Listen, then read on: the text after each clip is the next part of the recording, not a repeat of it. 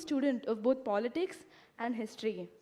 His first work of fiction, the great Indian novel, a historical satire,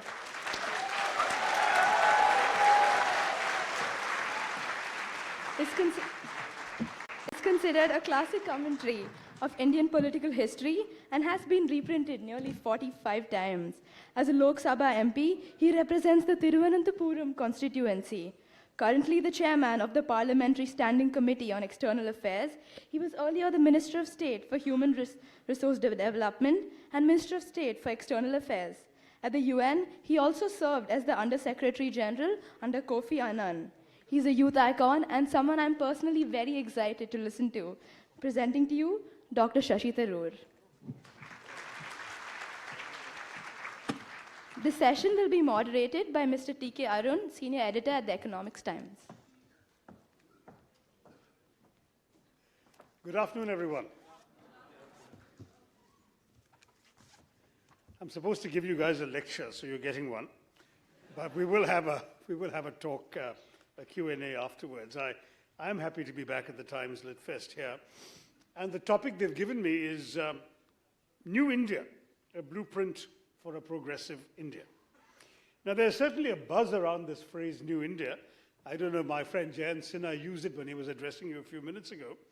But it's certainly in no small part due to the efforts of our current Prime Minister, who made it a point to stress this slogan during his address to the nation from the ramparts of the Lal Killa on the occasion of the 70th anniversary of India's independence. In fact, as many observed, he's reported to have used the phrase 10 times in 1 hour. Or in other words, as the old saying goes, every speaker has his moment, but the problem is that most of them stretch that moment for 1 full hour. Given that I'm going to speak to you only for about 20-25 minutes before taking your questions, you won't be facing that problem today. But I will use New India at least 10 times just to keep up with the PM. Now, what is this New India that he's urging us to create? The Prime Minister spoke of an India free from the shackles of casteism and communal tension, an India that successfully solves its endemic problems of corruption, nepotism, and terrorism, an India where every woman, man, and child would be given an empowered and dignified standard of living, thanks to a society that harnesses India's entrepreneurial spirit to become an economic powerhouse. But as usual, between the rhetoric and the reality, there falls a great shadow. For all these statements and ideals, which one can find very little to disagree with, one is struck by the complete lack of any idea of how our country is going to achieve any of this. On the contrary, the road to New India appears littered with the wreckage of all that was good and noble about the old India. Whether it is the Achhe Din of 2014 or the New India of 2017, under the present government, these phrases appear a mere subterfuge, a smokescreen for the real agenda of New India that this government has pursued since coming to power 3 years back. Now, it's understandable that for a congressman to stand before you and say this may sound to some like an extension of the customary negative politics that is prevalent in our country. But to address the elephant in the room, the fact is that under the Prime Minister's watch, the key indicators of New India that he ostentatiously laid out before the nation in his Independence Day address have in reality deteriorated. As a progressive Indian, I too want a new India, but not his kind of New India. In the first 3 years of the current government, as many feared when they first came to power, a new brand of intolerant politics, one that capitalizes on the chauvinistic tendencies of members of the ruling dispensation, has begun to consume our society. Though the PM has spoken about putting India first, it's become clear that his party and its followers put some Indians first and last. Their New India is an India where narrow-minded majoritarianism prevails. Since the party came to power, incidents of communal violence have proliferated, driven by mob lynching and Gaurakshak vigilantes. Human beings have been assaulted and killed in the name of cow protection. Muslims and Dalits have been particularly victimized. The father of an Air Force Havildar a 15-year-old boy returning from Eid shopping, a dairy farmer transporting cows with a license, Dalits doing their job of skinning a dead cow, have all been casualties of this new India. 4 liberal and rationalist writers critical of the Sangh Parivar have been murdered. And yet, instead of strongly condemning the elements that have inspired such events, which is the least the government could do to actually help the country move towards this new India ideal of a country free of communal violence, BJP leaders have made disparaging remarks, either belittling the gravity of the communal tensions or even worse, pretending that nothing untoward is actually taking place. This has provided encouragement for these elements to continue with their targeted activities of barbarity and communal violence with complete disregard to the harmony of Indian society. The BJP's political and ideological allies openly deliver speeches that border on hate speech, divide us into Ramzadeh and Haramzadeh, advocate ideas like mass conversions and the elimination of beef eaters, and ask the PM's critics to go to Pakistan. I mean, why Pakistan? If you want to send your critics far away, why not suggest Canada? Right? But there is also a message in the choice of target. You know, if you're a critic of this government, you must either be a Muslim or a Muslim lover, go to Pakistan. Now, the government doesn't lift a finger at such things as said. 2 of the people I've just quoted are actually members of the Council of Ministers. On the contrary, under the BJP, dissent is portrayed as seditious, protests are anti-national, and free speech is censored through economic pressure on media owners and outright political intimidation, all of which are illustrations of the petty intolerance and bigotry that passes for a ruling ideology in today's times. If anything, their new India is one that we must stand up to and resist at all costs. Even the economy has faced the impact of the failures of the current government. When the BJP arrived in New Delhi in 2014, it was the promise of "Achhe din aane wale hain" that got them there. Fast forward to 2017, and people are openly saying, "Bure din wapas le aao na." The "Achhe din" sloganeering has met the reality of the economic doldrums we find ourselves in. 3 years of economic mismanagement has witnessed a 2.2% fall in the GDP growth rate, and successive economic policies that have hit our country, notably the demonetization disaster and the wrecking of a great idea through the inept implementation of the GST. All the available data proves that demonetization was an unmitigated disaster, ill-conceived, unprepared, and poorly implemented, a case of all pain, no gain. GST would have been beneficial if it had really been one nation, one tax. Instead, the BJP took the UPA's design for a sleek horse and produced an ungainly camel. Not one nation, one tax, but one nation, 3 taxes, 6 GST rates. Such missteps have had a far-reaching negative impact on our economy. Micro and small enterprises have closed down. Daily wage workers have been thrown out of work. Manufacturing and job creation are both down. Trade has slumped. No wonder they're talking of New India when they made such a mess of old India. As I said, I want a new India too. It will be a new India where you don't get lynched for the food you eat, marginalized for the faith you hold dear, criminalized for the person you love, and imprisoned for making use of fundamental rights guaranteed by your own constitution. Instead, we must look forward to a new India that celebrates and welcomes pluralism, an idea vindicated by history itself. The organizers asked me to outline a blueprint for a new India, for a progressive Indian. To me, this new India must be fundamentally rooted in the idea of India that our founding fathers believed in. After all, as I've asked in a different context in the same festival last year, if you don't know where you're coming from, how will you appreciate where you're going?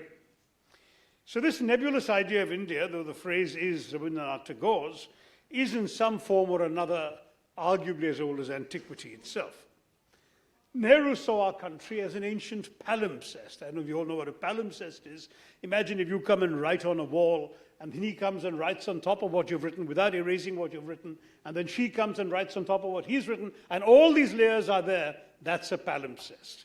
And this is what Nehru saw India as being, a land where successive rulers and subjects had inscribed their visions without erasing what had existed previously. We not only coexist like that, but we also thrive in our diversity, which is our strength. Swami Vivekananda spoke of a Hinduism that doesn't merely tolerate other faiths, but accepts them as they are. He said, we've taught the lesson of acceptance, not just toleration. This acceptance of difference has been key to our country's survival, making unity in diversity the most hallowed of independent India's self-defining slogans. India, as I've always argued, or at least for as long as I've been writing, has always been more than the sum of its contradictions. The Indian idea is that a nation may endure differences of caste, creed, color, culture, conviction, cuisine, costume, and custom, and still rally around a consensus. And that consensus is around the simple idea that in a diverse democracy like ours, you don't really need to agree all the time, so long as you will agree on the ground rules of how you will disagree. That, it seems to me, is where we have actually been able to survive for 70 years. The idea of an ever land, if I can stand Peter Pan on his head, emerging from an ancient civilization, united by a shared history, sustained by pluralist democracy. And this democracy imposes no narrow conformities on its citizens. The whole point of Indian pluralism is that you can be many things and one thing. You can be a good Muslim, a good Keralite, and a good Indian all at once.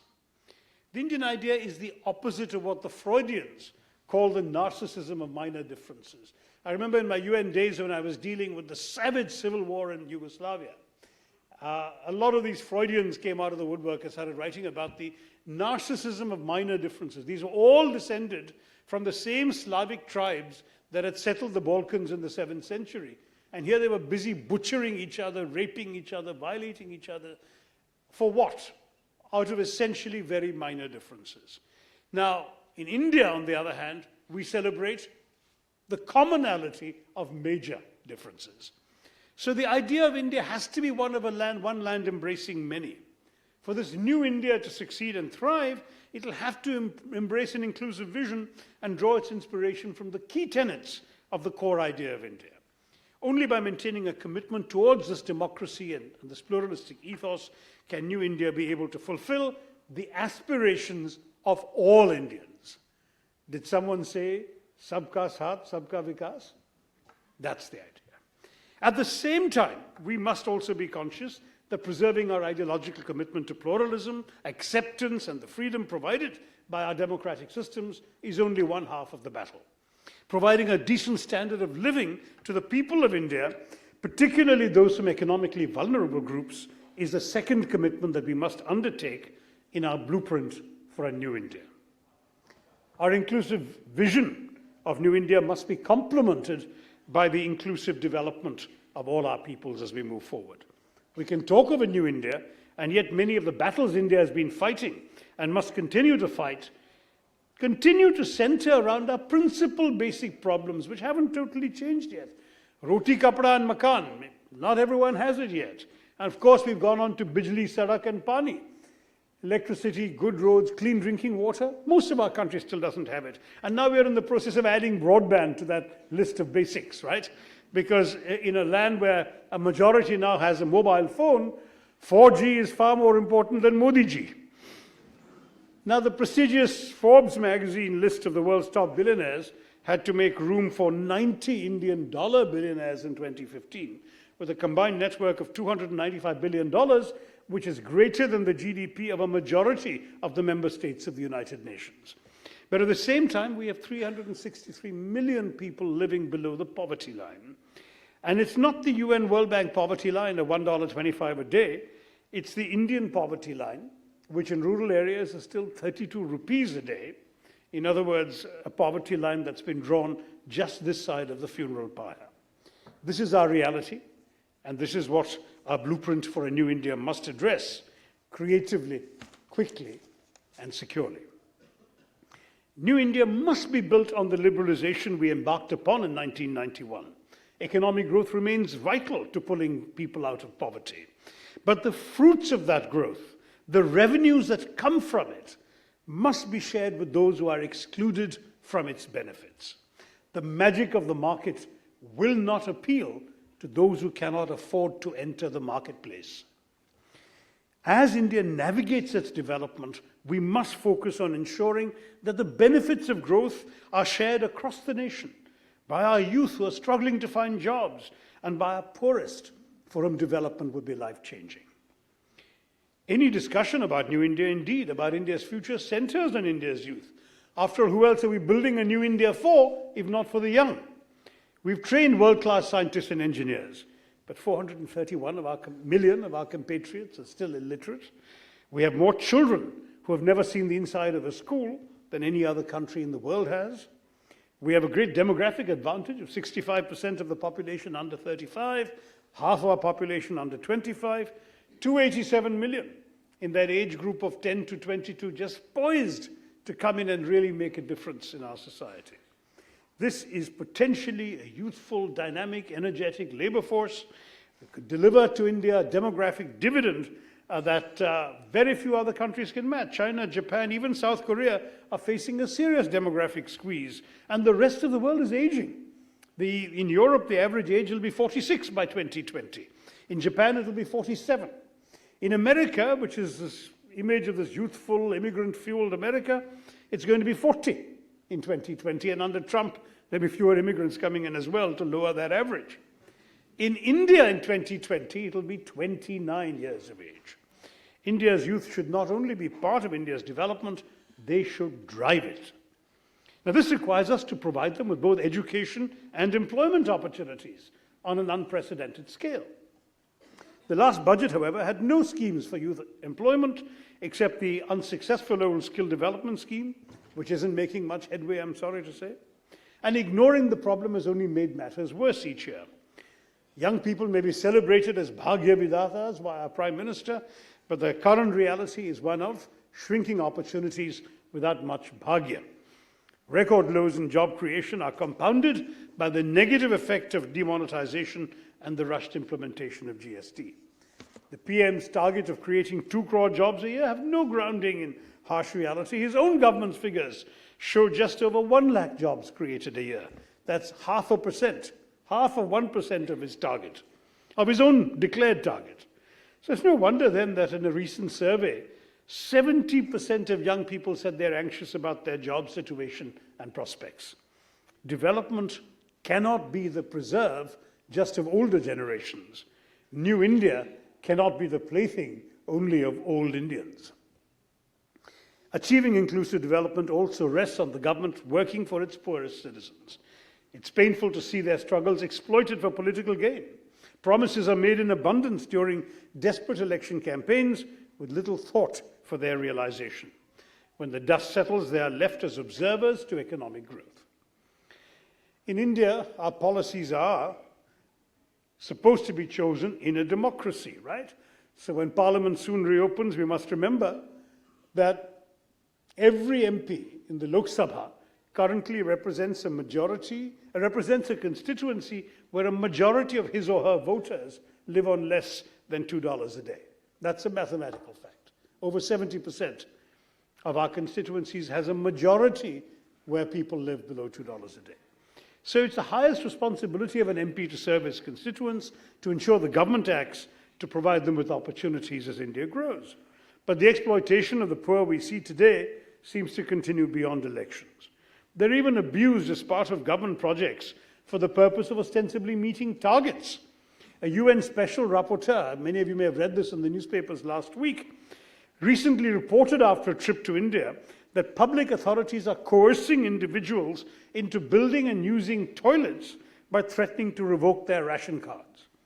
We cannot claim to be helping the poor if we are treating their human rights as dispensable, free to be traded for the purpose of fulfilling individual policy aims. No matter how much it needs to be done, for those affected, sanitation is certainly not a substitute for food. Until their needs and rights are considered in a holistic way, for every policy made, we cannot hope to include them in India's development. Ad hoc policies to improve the opportunities available for India's poorest and youth are clearly insufficient for the size of the problem we're facing in the present, let alone growth in the future. We've got to also protect people from the adverse effects of other policies. We need grown-up economic management, not slogans and sound bites. Policies must be conceived in consultation with all stakeholders and implemented carefully in coordination with everyone affected to ensure that ill-thought plans do not cause inadvertent harm to our economy and especially to the most economically vulnerable. Leaving aside the ineffectiveness of demonetization, the removal of 86% of our currency from the Indian economy overnight disproportionately affected the poorest Indians. The richest always find their way around these things. Farmers, daily wage laborers, street vendors, who all rely on the informal economy, were most at risk. And so the lack of due planning, printing enough notes, printing small notes, fixing the ATM calibration, all of that stuff, the lack of planning was not just inconvenience, as the Prime Minister airily put it, but actually affected their lives, affected their livelihoods. In many cases, in 135 cases, it took their lives. This policy was intended or sold as affecting the rich, but insufficient thought was given to its impact upon the poor. And then they were told to go digital. It's like taking 86% of the blood out of a human being and asking him to dance. Now, we may yet be able to address our staggering economic challenges if our leaders develop the capacity to look at the bigger picture. Even during the best phases of our growth in recent years, growth was never only about per capita income figures or enabling businesses. It was always a means to an end. And the ends we cared about were the uplift of the weakest sections of our society, the expansion of possibilities for them, the provision of decent health care and clean drinking water, and those ends remain. Whether we grow by 9% as we once did under UPA or by 5.7% as we seem to be doing now in the last quarter, our fundamental commitment must be to the bottom 25% of our society. So what is the animating idea of our new India? It is the idea of one nation made up of many different kinds of people. An India where it doesn't matter what religion you practice, what language you speak, what caste you were born into, what color your skin is. In our new India, it should only matter that you are Indian. Our new India must be an India that respects all religions, all faiths, all beliefs, all cultures, all languages, all regions, all castes, and all classes. That simple idea of acceptance of difference, that idea of India, is under threat today from those who seek not just to rule India, but to change India's very heart and soul. What we want in India is unity. What they want is uniformity. We believe in an India that unites our people. They seek to divide us. Our ideology binds our people together. Theirs separates one Indian from another. What we need in a new India is the strengthening of democratic institutions at all levels, with transparency and accountability enforced through the Right to Information Act and an active parliament. They seek to weaken these institutions, hollow out the RTI, disregard parliament, and promote one-man rule. What we require in our new India is a leadership that empowers people and harnesses their collective strength in the pursuit of national objectives, not someone who sees people as instruments of his own power. Our new India must derive its support and strength from all sections of our diverse society. Their new India speaks of one faith and reduces others to second-class status. Their idea of new India is one of exhortation. Make in India, digital India, start-up India, stand-up India, sit-down India. Our new India must be one of consultation. We must never speak of India shining without asking who India is shining for. Our new India must follow policies that both promote higher economic growth and also ensures that the benefits of our growth are enjoyed by the poor and disadvantaged sections of our society. The choice is clear.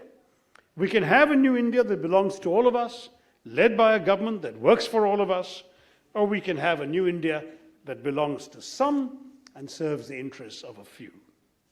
You can choose a new India that embodies hope or one that promotes fear. You can support a new India united in striving or an India divided by hatred. I believe we can look forward to a new India with confidence, if not with optimism. But we must build New India on solutions to our major challenges. We have to overcome our poverty. We have to deal with the hardware of development, the ports, the roads, the airports, all the infrastructural progress we need to make. And we also need to deal with the software of our development, the human capital, the need for the ordinary person in India to be able to have a couple of square meals a day, to be able to send his or her children to a decent school, and to aspire to work in a job that will give them opportunities in their lives to transform themselves. We have to tackle and end corruption. We need to conquer these challenges, real challenges which none of us in India can pretend don't exist.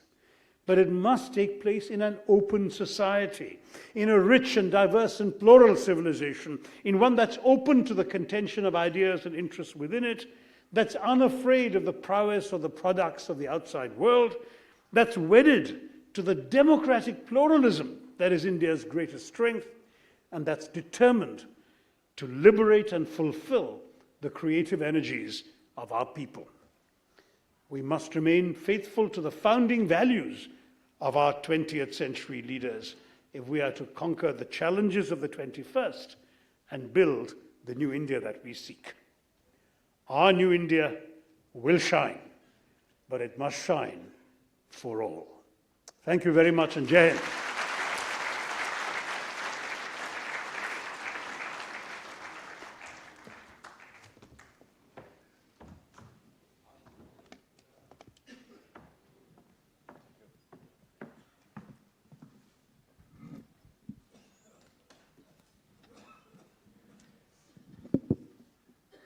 Thanks for that inspiring speech. You ended on corruption. Let me begin with a question on corruption.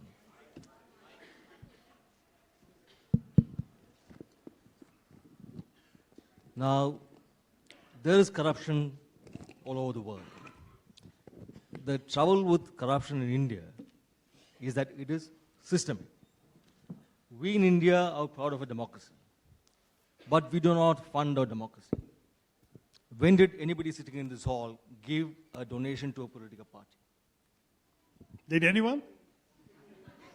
Our politics is funded almost exclusively by the proceeds of corruption, by money taken off the books of companies and handed over to political leaders without a receipt. This is a source of corruption in this country. Politics is expensive. Huge political parties have to function across the country. Party workers have to be paid. Campaigns have to be financed. You have to print posters, you have to hold rallies, the publicity material. This costs money. Where is this money coming from? There is no transparency, there is no accountability. All the books are fixed, they are crooked, they are false. This can end only if our campaign finances become transparent. If every penny that a party spends or a political leader spends can be traced to where it came from, its origin. So, does this vision of a new India also include a new way of financing our politics? It's a very, very good question. And there is really no easy answer, because you're absolutely correct. It's not just that the system starts off with that level of political corruption, it's also the hypocrisy undergirding it. We have these very low election expense limits, for example, which are known by everybody to be unrealistic. But if you ever raise the idea of raising them, you'll be told, oh, no, then it'll look as if politics is only the preserve for the rich. Everyone knows that actually you need more money than that, but you're not supposed to officially have it, which means, in effect, that unaccounted money becomes required. Secondly, even things like MP salaries. I mean, I find this quite hilarious. When I came from the United Nations to join Indian politics, my initial salary as a minister of the government of India was 16,000 rupees. The person typing my letters was getting 65,000 a month, but my salary was 16. As an ordinary MP, oh, by the way, then the salary was raised 3 years later. It was tripled to 50,000. And there was such an outcry. Many of you may even have forwarded the emails and WhatsApps and so on that went around decrying how our politicians are tripling their salaries. But that 50,000 rupees that I'm getting today, I have to maintain an office in my constituency, a home in my constituency, an office in Delhi, staff in both places, vehicles in both places. I have to pay electricity bills, phone bills, stationery, office expenses in both places. I have to pay for petrol in both places. I have to provide chai to visitors in both places. That's not going to come out of 50,000 rupees. And yet, if a single attempt is made to raise MP salaries, I guarantee you can see the howls of outrage across educated and middle-class India. These pampered MPs and so on. The absolute truth is, either you are a well-off lawyer or somebody who's making so much money on the side you can afford to finance it, or like me, you supplement your income through, in my case, writing and very occasionally speeches to corporates, which then pay for my expenses. Or, and there's only one other option, you be corrupt and you take the money it takes you to do your job from people who essentially will then own you and for whom you'll have to do favors, as many MPs do. I've always had, I mean, even in my ministerial days, MPs coming to me with some oily fat cat who wants some irregular favor being done. And I know that the MP's only interest in doing that is because this is the person who's bankrolling his existence. Now, do we want a politics like that? I think most of the people in this room would not. And yet, nor would anybody in this room vote for an increased salary for an MP to actually cover his legitimate expenses and leave him invulnerable to this kind of corruption.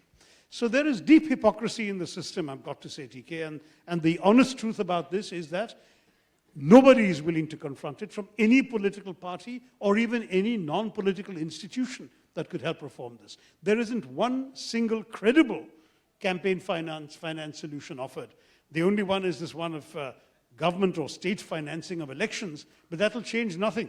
People will pocket the state's money and make more money on the side to run their campaigns. It will not change anything. Yeah. Well, all democracies start being corrupt, then over time they clean up. I hope that's the US precedent everyone points to. Yeah. The Gilded Age. It used to be said that the only thing that Standard Oil didn't do for the Pennsylvania legislature was to refine it.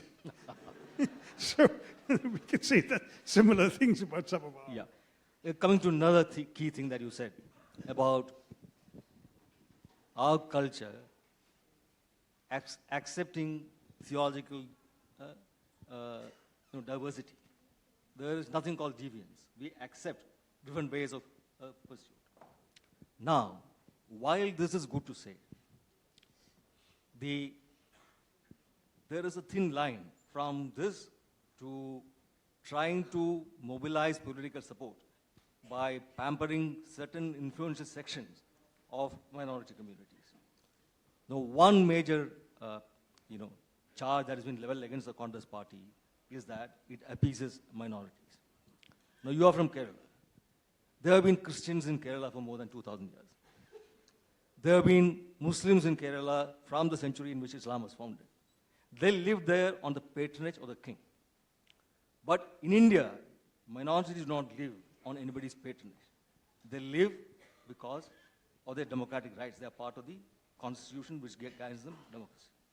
But if your existence as a minority is based on democracy, you are also duty-bound to accept democratic norms for all sections of your society. If you say women cannot enjoy a democratic right, should mainstream political parties side with democracy or with these traditional old conservatives who want to control their community by suppressing democracy and rights for women? Well, I have absolutely no doubt about my own answer to that, which is that the real test is not culture but coercion. In other words, I have to grant those Muslims, for example, who wish to live under Islamic Sharia law, the right to do so, both under our constitution and under the prevailing Muslim personal laws. But equally, I will stand up for the right of any individual Muslim to opt out of that. As a citizen of democratic India, if an Indian Muslim woman says, no, I don't want to follow Sharia law, I don't want to get married under Sharia law, I don't want to be divorced by my husband under Sharia law, I want to have the existing civil registration procedures that are legally available to me, it is her right as a citizen of India to demand that, and it is our duty, if we are in the government, to protect that right. On that, I'm completely clear. Now, you didn't touch upon this part of our collective existence as a progressive nation. We have always been strategically autonomous. We have no patron in the world, not the US, not the Soviet Union, or now Russia, not China. We have hostile neighbors. Now there is an increasing tendency in strategic circles to say, this will no longer work, that we should clearly opt for siding with one camp or the other. What do you think of it? I don't agree with that. I think that there's a lot to be said for preserving our flexibility of options. I floated this theory, which never took any traction, that we move beyond non-alignment to multi-alignment. By which I meant, if you look at the world today, look, our foreign minister, right, every year meets with her Russian and Chinese counterparts in RIC. Then she adds the Brazilians and South Africans for an annual meeting of BRICS. Then she sort of kicks out the Russians and she meets with the others in BASIC for environmental negotiations. Then she kicks out the Chinese and the Russians and she meets with Brazil and South Africa in IPSA for South-South cooperation. And all these different forums are valid means of India pursuing its interests, and India is useful to all of them, not merely because our name happens to begin with that vital element in any acronym, a vowel, so that you can't pronounce BRICS or IPSA without India, but also because we actually are making a difference there. This kind of multi-alignment, we're pursuing a permanent seat in the United Nations, we're also focused on our immediate neighborhood. We're in the non-aligned movement, decrying the excesses of the neo-colonialist countries, the ones who oppressed us for 200 years, but we're also in the community of democracies alongside those very countries. We are part of the G77, the global trade union at the United Nations of developing countries, but we're also in the G20, the macro management of the global economy. So this kind of multi-alignment is the way forward for India. Today, global relationships have got to be seen like the World Wide Web. There's this network of connections. Some overlap, some don't overlap. I'm connected to you for one thing, I'm connected to her for something else, I'm connected to him for a third thing. You two may or may not be connected. That's the way the world is today. And that is a perfect metaphor for the way international relations also should work. I would not lock myself into only one relationship. I'd want to keep them all. Thank you. The questions from the floor. I was told that last time I did not take any questions from this side. Yeah. You've got this blockage against the right, is it? Okay. Thanks very much. Dr. Tharoor, thank you for sharing your vision for a progressive India with us. Thank you. If there was that one piece of advice you would like to give the youth or professionals like me who share your vision, who want to contribute to the development of public policy without getting pulled into the quagmire of politics, what would that be? Yeah, I don't blame you for not wanting to get mixed up in politics. But the fact is that educated young people can actually do everything short of that. You can, for one thing, start contributing by articulating ideas, doing the necessary research, reflecting your own experience and that of others, collecting data, all of that, to inform the politicians who will actually act on it. You can certainly hold politicians accountable when they come to their constituencies, wherever you happen to live. Go and question them, ask to meet them, challenge them as necessary. You can also definitely play a role in using the existing mechanisms of our civil society and our government, whether it's the RTI petition if it's a serious enough issue, whether it's a letter to the editor if it's just a question of venting something you feel, whether it's an email to your MP or your MLA. All of these options are available to influence. I receive a lot of messages every day from constituents and sometimes from people who I'm not even sure are constituents. They're emailing me from God knows where, but their ideas force me to be on my toes, and very often they help make a difference. I mean, just yesterday, for example, some young people had written to me about their frustrations with a particular train in my constituency that has been chronically running late for several days, and they tried every method, nothing had worked. They wrote to me, I issued a tweet and I wrote to the railway authorities. Within hours, we got an immediate response promising to fix the problem. Within 24 hours, the train is still running late, but at least they're on record as saying that it will be fixed within a day or two. So in other words, there are ways in which you can influence policy without having to go and be a politician or go on dharnas or participate in the, as you call it, the mire of politics. So please do all of that, but above all, just care. Keep yourself informed, articulate your views, put your voice in. And get trolled by the bugs, like they comment you like the just one question, sir. Where did we liberals go wrong? Where did? Where, in, where did we liberals go wrong? Where did the who go wrong? I can't hear that word. The liberals. The liberals. Where did we go wrong? We lost. Why have we suddenly become pseudo-secularism and this anti-nationals and all this? I mean, If you can hold the mic a bit closer to you, it'll be so much better. why we suddenly become pseudo-secularists and anti-nationalism? I mean, and there seems to be nothing that seems to be working. I think you've raised a genuine question that has caused anguish to a lot of very sincere, well-meaning people. The liberal idea perhaps became a bit complacent. We kind of took it for granted that everything we believed and did was virtuous, that ours was a superior idea, that the kind of vision of India on which we were acting, the idea of India I summarized today, was so self-evidently the right one that it would continue to prevail. And I think particularly after the election victory of 2009, which was my first election, but many people who had won in 2004 a little more unexpectedly, won more easily in 2009, began to feel that the only way was up. And I think that complacency that set in. I remember Rahul Gandhi was in Berkeley a couple of months ago. He basically admitted that, if you like, the sort of the people running the liberal agenda stopped trying. And that, I think, is where the shock of 2014 was necessary to administer, though God knows we never expected it to be quite so bad, that not only was the Congress and other liberal voices defeated, but they were almost silenced. To come down to 44 in the Lok Sabha was below the worst projections of anybody, even the greatest pessimists amongst us. But I think one good thing about seeing you see, very frankly, if you were a Machiavelli or a Chanakya in the BJP camp, you would have spent the first mandate, 2014, essentially focused on economic growth, on doing the right thing, on running an efficient government, even on technocracy. And then you would have perhaps been able to advance your ideas when you were completely entrenched across the country. Fortunately for liberals, they revealed their true colors from the very start. And all the stuff that I was talking about at the beginning of my speech is out there staring all of us in the face. Every day somebody comes up to me saying, I'm sorry to tell you I voted for the BJP last time. I won't make that mistake again because this is not what I voted for. This has been the big mistake the BJP has made. If we made the mistake of complacency, they have made the mistake of arrogance. They think that because of that majority, they can do what they like, show their true colors, and the nation will love it. Well, I don't think the nation's loving it, and I do believe the liberals, sobered, wiser, will come back.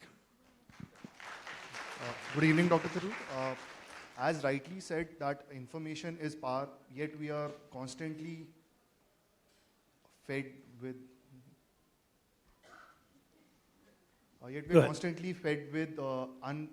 biased media houses, no matter which camp they belong to. You yourself has been a victim to that. How can the system or the government ensure that we can access free media, unbiased media, who can provide us with the correct information so that we can make right decisions? You know, your question itself contains the trap. You say, how can the government ensure? Government's job is not to ensure that. We as civil society have to support a credible free media. The truth is that very often the media shelters behind the excuse that they're giving people what they want. So when you decry, as I have often done, the sensationalism, voyeurism, lack of professionalism, lack of research or fact-checking that is rampant in our media, particularly our television news channels, the answer is, look at our TRPs. This is what people want. And in fact, often the worst offenders are the ones with the highest TRPs. So ultimately, when you say, what can the government do? The government probably is not inclined to do it, especially as is the case today. They're the beneficiaries of this kind of media. Why would they want to curb it or to strengthen its independence? The other problem in India is that a lot of our media is owned by people who have other business interests. So that you don't even need to directly attack the media. You just basically tell the owners, oh, I see. So yes, of course, you had that tax request pending, right? We'll see about that. And that'll be enough to get you good coverage if you're in the government. I mean, these are things that widely are reported to be happening, and it's genuinely worrying.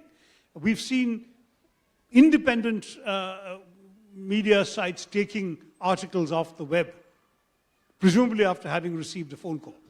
Articles that have appeared on the web briefly and a few hours later disappear. There have been 4 or 5 such instances in the last year, and every one of those articles have been articles critical of the government or of somebody close to and influential in the government. Now, these are the kinds of things that are dismaying, because the purpose of a free press is for all of us, irrespective of our political affiliation. What that free press does, it is the mortar that holds together the bricks of our freedom, and it's also the open window embedded in those bricks. And if we don't have that open window and no fresh air comes in, we will all suffocate. Focusing on the blueprints of New India, so what do you think are 2 or 3 crucial points where, that needs attention, like immediate attention, need of the hour? So, any thoughts on that? I mentioned them in my speech. I think jobs is absolutely fundamental, particularly jobs for young people. And we have to try every conceivable route in terms of government support for actually creating jobs. The government's Make in India campaign is not in itself wrong. It's just unfortunately terribly ill-timed, because they're going around the world asking companies to make in India when those companies may be making more and more things not with human beings anywhere but with robots. It's striking that the flagship announcement of Make in India was Foxconn's announcement with Mr. Modi of a $3 billion investment. That was 3 years ago. We have not seen one nail being driven into a ground yet. I don't think a penny of that $3 billion is ever going to come, despite the announcement. So Make in India isn't going to happen in the kind of scale that the government is talking about. In fact, I think in the last session, TK was telling Jayant about the objective of 25% of our GDP coming out of manufacturing. It ain't going to happen, as the Americans say. So how else can we do it? I've been a strong advocate, for example, of massive investment in tourism. There are global studies showing that $1,000 invested in tourism will generate 8 times more jobs than the same $1,000 in industry. And yet successive governments, including my own, have not seized this opportunity enough. I have been shouting myself blue in the face about this because the evidence is overwhelming. And we have such magnificent sites we can show tourists by comparison with the kind of stuff we all pay money to see abroad, which is not even a fraction of what we can offer. But the infrastructure around it is so hopeless that nobody's going to want to come to our sites. So we have to invest in tourism. We have to create more budget hotels, better facilities, more flight connections. There are 1,000 things we need to be doing in order, for example, to generate jobs in tourism, because tourism absorbs skilled as well as unskilled and semi-skilled people of all ages and all levels. That's one example, but jobs is clearly number one. Number two is obviously we have to do a lot more about skill development generally. I think that it's not enough to have a ministry. That ministry has made very, very negligible progress. I think there has to be a very serious challenge to the private sector. Why aren't they involved in skill development? They can hire the best of the graduates themselves. I would say that we could, just as we passed a law saying that you have to spend 2% of your gross profits in CSR, why can't we pass a law that obliges every company past a certain threshold to create a skill development center in its own areas of competence and train people? We are in a society where if you want to be a potter or a cobbler, you better have a father or an uncle who's a potter or a cobbler, because nobody else is going to teach you, right? Everything comes down the gene pool. That's how the caste system grew. Well, we have to break free of that. So all of these, there are more examples to be given, but we're running short of time.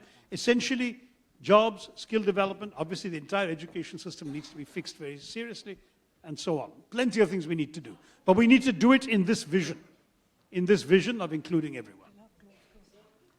So one last one. I'm afraid we have to close this session now. If you are lucky enough to grab him as he good goes evening. out, you can ask him. I would like to... No, sorry, we are short of time. I would like to thank Dr. Shashi Tharoor. It's only 5:10. No? We're supposed to go on until 5:15, and we began a couple of minutes later. Why don't we take one last May I question? ask the last final question here? Hello? Last couple of questions.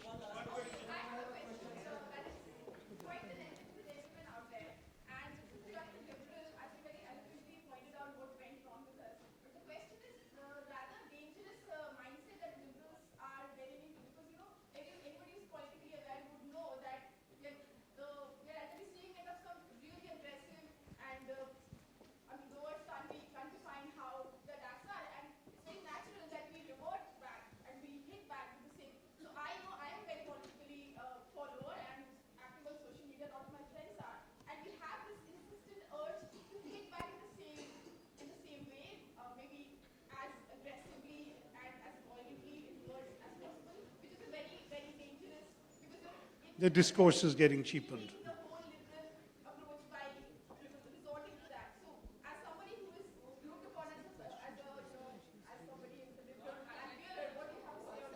Well, the question is, she says that she's frequently attacked and trolled by people from, let's put it, the illiberal tendency, and that she is tempted to react equally unpleasantly and violently, but that undermines her liberal principles. What should she do? I mean, the fact is that obviously the principle of give as good as you get is not necessarily liberal or illiberal. It's just a question of maybe we need to sock it to people sometimes. Sir, I've got a question. Too. Somebody's got a Yeah, No. sir. May I ask a question, Sorry, sir? but we won't be. Who has the entertaining mic? anymore. The last Yes, question. yes, Who has the mic? yes.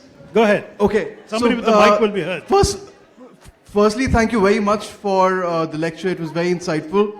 What I would really like to ask you is, what do you think? We were talking about, how, there's been a sudden change in the last 3.5 years since this particular government came into power. So what do you think should be the roadmap? What do you think should, the liberals do so that they can win again, or the Congress party in particular should do to win again in times to come? There's a lot to be done, but very simply, we have to make it very clear what we stand for, which I've tried to do today, articulate what we believe in, repeat it consistently from the very top, energize ourselves at the grassroots, because politics can't only be about winning elections. It's also got to be about what goes on between elections.